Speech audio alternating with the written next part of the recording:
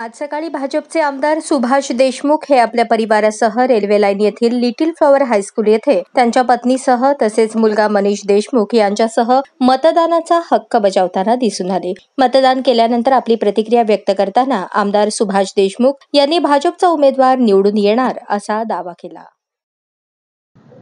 मी प्रथम स्वतःहून मतदान केलेलं आहे आणि संपूर्ण मतदाराला या निमित्तानं आवाहन करतोय की लवकरात लवकर आपण घराच्या बाहेर पडून या राष्ट्रीय कामामध्ये आपल्याला जो हक्क दिलेला आहे मतदानाचा, तो मतदानाचा हक्क बजावून आपल्या पुढील कामास सुरुवात करावी. आणि म्हणून सर्वांनाच आवाहन करतो की आपण सर्वांनी मतदान करावे. मग खरं तर आपण पाहिलं की स्थानिक विरोधी उपरा अशा पद्धतीचा प्रचार करण्याचा प्रयत्न जो आहे तो विरोधकांकडून झालेला होता. याला जनता कशा पद्धतीने उत्तर देईल, काय वाटतं? मला असं वाटतं की नागरिकाला लोकसभा मतदारसंघाचा लोकसभा सदस्य हा उपरा, स्थानिक सर्वच उपरे आहेत तसे तर, परंतु स्थानिक नागरिकाला ह्या सर्व गोष्टी कळत असतात.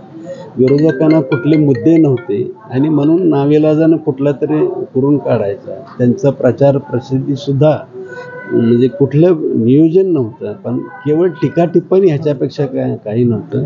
उलट आम्ही एक विकसित भारत 2045चा भारत कसा असावा याच्यावरती आम्ही प्रचार केलेला आहे.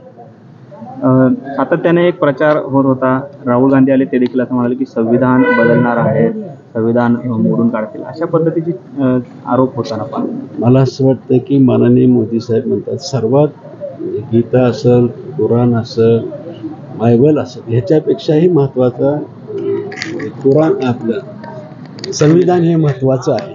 आणि कुणीही संविधानाचं काही करणार नाही. उलट खरं म्हणजे आपल्याला आठवत असेल आणीबाणीच्या काळात ह्या संविधानाचा कुणी गैरवापर केला हे आपल्यालाही सगळ्यांना माहिती आहे.